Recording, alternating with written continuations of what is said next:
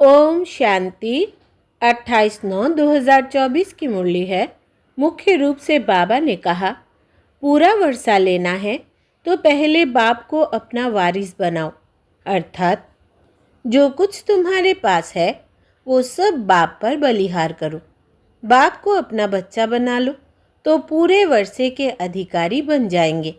संपूर्ण पवित्र बनो तब पूरा वर्षा मिलेगा। आगे कहा, आत्मा को पावन बनाने के लिए एकांत की भट्टी में रहना है। एक बाप के सिवाय दूसरा कोई भी मित्र संबंधी याद ना आए। बुद्धि में सारा ज्ञान रख, बंधन मुक्त बन। दूसरों की सर्विस करनी है, बाप से सच्चा सौदा करना है। जैसे बाप ने सब कुछ गुप्त किया, ऐसे गुप्त दान करना है। अब सुनते हैं महावाक्यों को विस्तार से।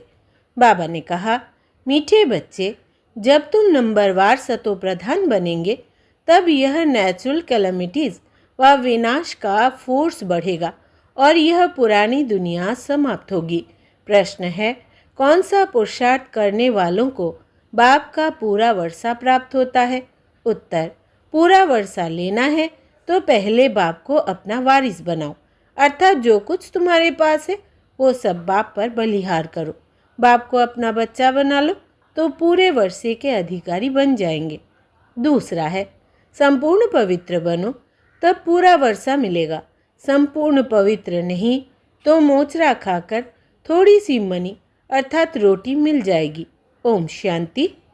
बच्चों को सिर्फ एक की याद में नहीं बैठना है, 3 की याद में बैठना है। भल एक ही है, परंतु तुम जानते हो वो बाप भी है, शिक्षक भी है, सद्गुरु भी है। हम सबको वापिस ले जाने आए हैं। यह नई बात तुम ही समझते हो।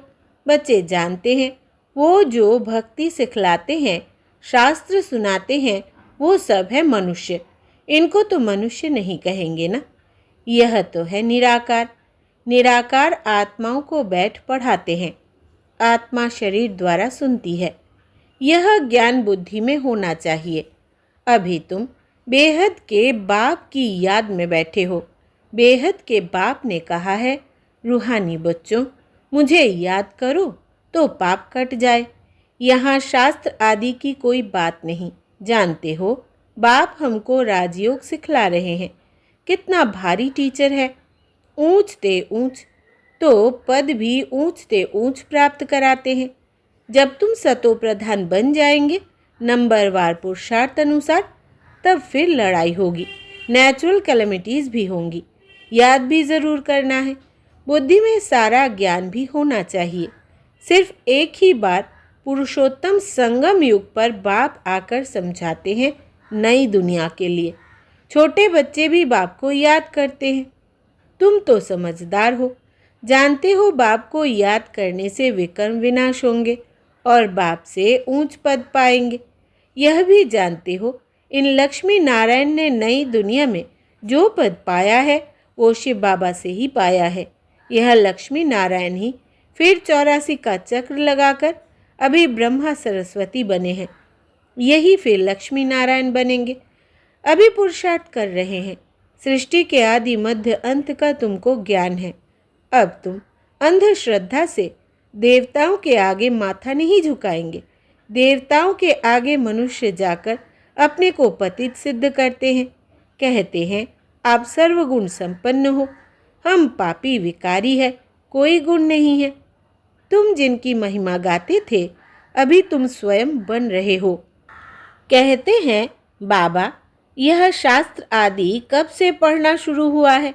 बाप कहते हैं जब से रावण राज्य शुरू हुआ है। यह सब है भक्ति की सामग्री। तुम जब यहाँ बैठते हो तो बुद्धि में सारा ज्ञान धारण होना चाहिए। यह संस्कार आत्मा ले जाएगी। भक्ति के संस्कार नहीं जाने हैं। भक्ति के संस्कार वाले पुरानी दुनिया में मनुष्यों के पास ही जन्म लेंगे। यह भी ज़रूर है तुम्हारी बुद्धि में यह ज्ञान का चक्र चलना चाहिए। साथ साथ बाबा को भी याद करना है। बाबा हमारा बाप भी है। बाप को याद किया तो विकर्म विनाश होंगे। बाबा हमारा टीचर भी है।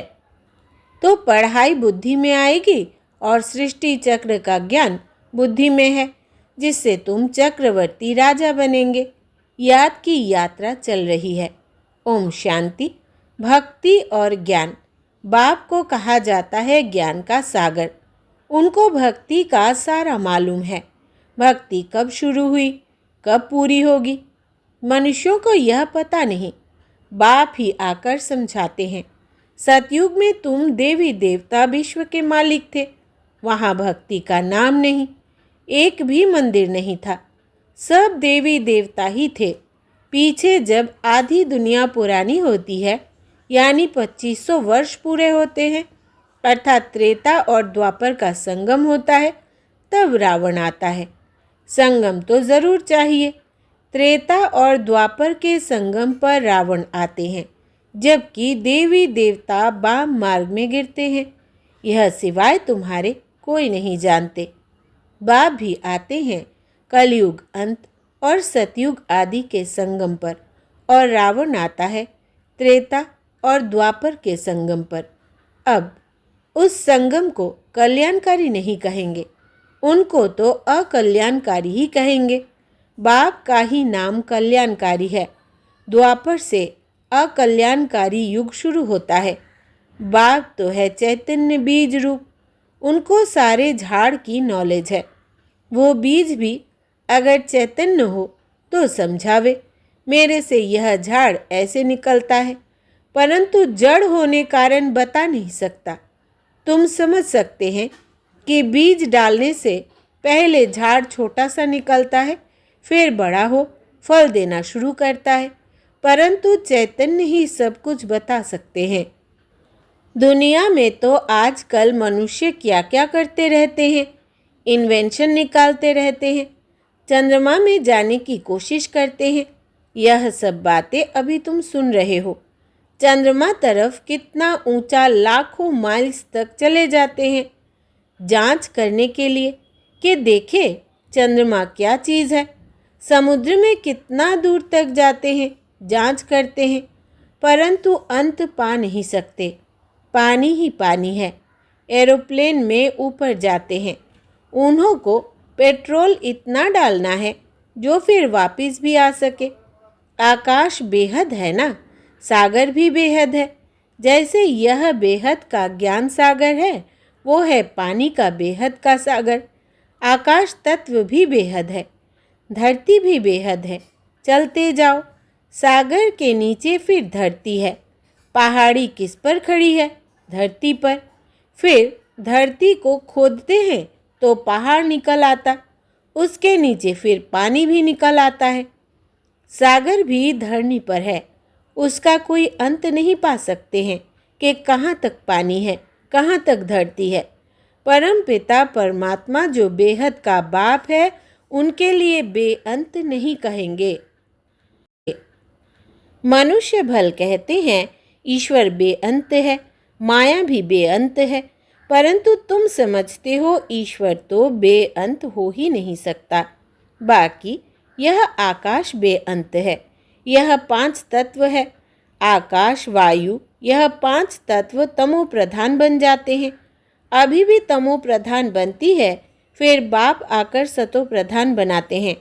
कितनी छोटी आत्मा है, 84 जन्म भोगती है। यह चक्र फिरता ही रहता है। यह अनादि नाटक है, इनका अंत नहीं होता। यह परंपरा से चला आता है। कब से शुरू हुआ यह कहे तो फिर अंत भी हो। बाकी यह बात समझानी है, कब से नई दुनिया शुरू होती है, फिर पुरानी होती है। यह 5000 वर्ष का चक्र है जो फिरता ही रहता है। अभी तुम जानते हो, बाकी उन्होंने तो छुक्का अर्थात गपोड़ा लगा दिया है। शास्त्रों में लिखा है कि सतयुग की आयु इतने लाखों वर्ष है, तो मनुष्य सुनते सुनते उनको ही सच समझ लेते हैं। यह पता नहीं पड़ता भगवान कब आकर अपना परिचय देंगे। न जानने के कारण कह देते हैं कलयुग की आयु 40,000 वर्ष अभी पड़ी है। जब तक तुम ना समझाओ, अभी तुम निमित्त हो समझाने के लिए कि कल्प 5000 वर्ष का है, न कि लाखों वर्ष का। भक्ति मार्ग की कितनी सामग्री है, मनुष्यों को पैसा होता है तो फिर खर्चा करते हैं। बाप कहते हैं, मैं तुमको कितने पैसे देकर जाता हूँ, बेहद का बाप तो ज़रूर बेहद का वर्षा देंगे। इससे सुख भी मिलता है, आयु भी बड़ी होती है। बाप बच्चों को कहते हैं, मेरे लाडले बच्चों, आयुष्मान भव। वहाँ तुम्हारी आयु 150 वर्ष रहती है, काल नहीं खा सकता है। बाप वर देते हैं, तुमको आयुष्मान बनाते हैं, तुम अमर बनेंगे। वहाँ कभी अकाले मृत्यु नहीं होगी। वहाँ तुम बहुत सुखी रहते हो, इसलिए कहा जाता है सुखधाम। आयु भी बड़ी होती, धन भी बहुत मिलता है, सुखी भी बहुत रहते हो। कंगाल से सिरताज बन जाते हैं। तुम्हारी बुद्धि में है। बाप आते हैं देवी देवता धर्म की स्थापना करने, वो तो ज़रूर छोटा झाड़ होगा।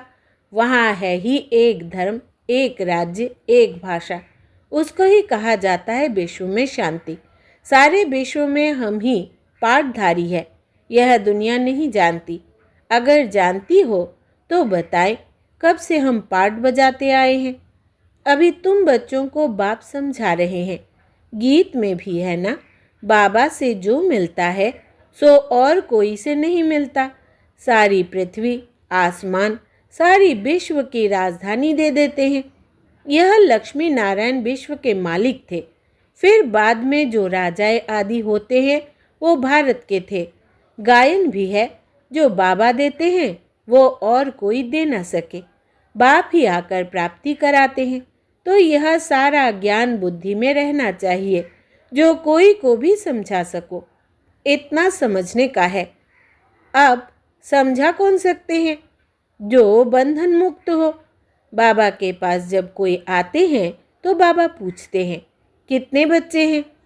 तो कहते 5 बच्चे अपने हैं और छठा बच्चा शिव बाबा है, तो ज़रूर सबसे बड़ा बच्चा ठहरा ना। शिव बाबा के बन गए तो फिर शिव बाबा अपना बच्चा बनाए विश्व का मालिक बना देते हैं। बच्चे वारिस हो जाते हैं। यह लक्ष्मी नारायण शिव बाबा के पूरे वारिस है। आगे जन्म में शिव बाबा को सब कुछ दे दिया तो वर्षा ज़रूर बच्चों को मिलना चाहिए। बाबा ने कहा, मुझे वारिस बनाओ, फिर दूसरा कोई नहीं। कहते, बाबा यह सब कुछ आपका है, आपका फिर हमारा है। आप हमको सारे विश्व की बादशाही का वर्षा देते हो, क्योंकि तुमको जो कुछ था वो दे दिया। ड्रामा में नूंद है ना, जिनको विनाश भी दिखाया तो चतुर्भुज भी दिखाया। अर्जुन कोई और तो नहीं है, इनको साक्षात्कार हुआ। देखा राजाई मिलती है तो क्यों ना शिव बाबा को वारिस बनाऊं। वो फिर हमको वारिस बनाते हैं। यह सौदा तो बहुत अच्छा है। कभी कोई से कुछ पूछा नहीं, गुप्त सब कुछ दिया। इसको कहा जाता है गुप्त दान। किसको क्या पता इन्हों को क्या हो गया, किन्होंने समझा इनको वैराग्य आया, शायद सन्यासी बन गया। तो यह बच्चियां भी कहती है, 5 बच्चे तो अपने हैं, बाकी एक बच्चा हम इनको बनाएंगे। इसने भी सब कुछ बाबा के आगे रख दिया, जिससे बहुतों की सर्विस हो। बाबा को देख सबको ख्याल आया, सब घर बार छोड़ भाग आए। वहाँ से ही हंगामा शुरू हुआ। घर बार छोड़ने की उन्होंने हिम्मत दिखाई। शास्त्रों में भी लिखा है, भट्टी बनी थी, क्योंकि उन्हों को एकांत जरूर चाहिए, सिवाय बाप के और कोई याद न रहे। मित्र संबंधियों आदि की भी याद न रहे, क्योंकि आत्मा जो पतित बनी है उनको पावन जरूर बनना है। बाप कहते हैं, गृहस्थ व्यवहार में रहते पवित्र बनो। इस पर ही मुसीबत आती है। कहते थे यह स्त्री पुरुष के बीच में झगड़ा डालने वाला ज्ञान है, क्योंकि एक पवित्र बने दूसरा ना बने तो मारा मारी चल पड़े। इन सब ने मारे खाई है, क्योंकि अचानक नई बात हुई ना। सब आश्चर्य खाने लगे, यह क्या हुआ जो इतने सब भागते हैं। मनुष्यों में समझ तो नहीं है। इतना कहते थे कोई ताकत है, ऐसा तो कभी हुआ नहीं जो अपना घर बार छोड़ भागे। ड्रामा में यह सब चरित्र शिव बाबा के हैं। कोई हाथ खाली भागे, यह भी खेल है। घर बार आदि सब छोड़ भागे, कुछ भी याद नहीं रहा। बाकी सिर्फ यह शरीर है जिससे काम करना है। आत्मा को भी याद की यात्रा से पवित्र बनाना है, तभी पवित्र आत्माएं वापिस जा सकती है। स्वर्ग में अपवित्र आत्मा तो जा न सके, कायदा नहीं। मुक्ति धाम में पवित्र ही चाहिए। पवित्र बनने में ही कितने विघ्न पड़ते हैं। आगे कोई सत्संग आदि में जाने के लिए रुकावट थोड़ी ही होती थी, कहाँ भी चले जाते थे। यहाँ पवित्रता के कारण विघ्न पड़ते हैं। यह तो समझते हैं पवित्र बनने बिगैर वापिस घर जा न सके। धर्मराज द्वारा मोचरे अर्थात सजाएं खाने पड़ेंगे, फिर थोड़ी मनी मिलेगी। मोचरा नहीं खाएंगे तो पद भी अच्छा मिलेगा। यह समझ की बात है। बाप कहते हैं, मीठे बच्चों, तुमको हमारे पास आना है। यह पुराना शरीर छोड़ पवित्र आत्मा बन आना है।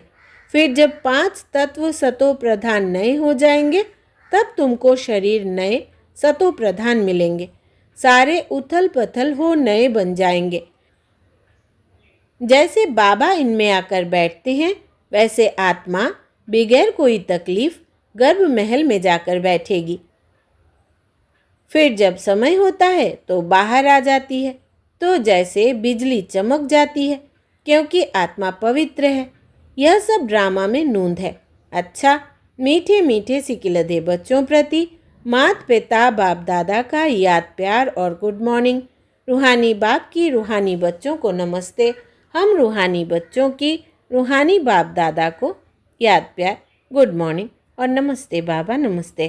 धारणा के लिए मुख्य सार। पहला, आत्मा को पावन बनाने के लिए एकांत की भट्टी में रहना है, एक बाप के सिवाय दूसरा कोई भी मित्र संबंधी याद ना आए।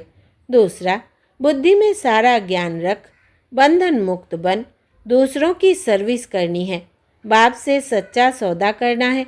जैसे बाप ने सब कुछ गुप्त किया, ऐसे गुप्त दान करना है। वरदान है, माया के विकराल रूप के खेल को साक्षी होकर देखने वाले मायाजीत भव। विस्तार है, माया को वेलकम करने वाले उसके विकराल रूप को देखकर घबराते नहीं। साक्षी होकर खेल देखने से मजा आता है, क्योंकि माया का बाहर से शेर का रूप है, लेकिन उसमें ताकत बिल्ली जितनी भी नहीं है। सिर्फ आप घबराकर उसे बड़ा बना देते हो। क्या करूं, कैसे होगा? लेकिन यही पाठ याद रखो, जो हो रहा है वो अच्छा और जो होने वाला है वो और अच्छा। साक्षी होकर खेल देखो तो मायाजीत बन जाएंगे। स्लोगन है, जो सहनशील है वो किसी के भाव स्वभाव में जलते नहीं। व्यर्थ बातों को एक कान से सुन दूसरे से निकाल देते हैं। जो सहनशील है वो किसी के भाव स्वभाव में जलते नहीं। व्यर्थ बातों को एक कान से सुन दूसरे से निकाल देते हैं। अच्छा, ओम शांति।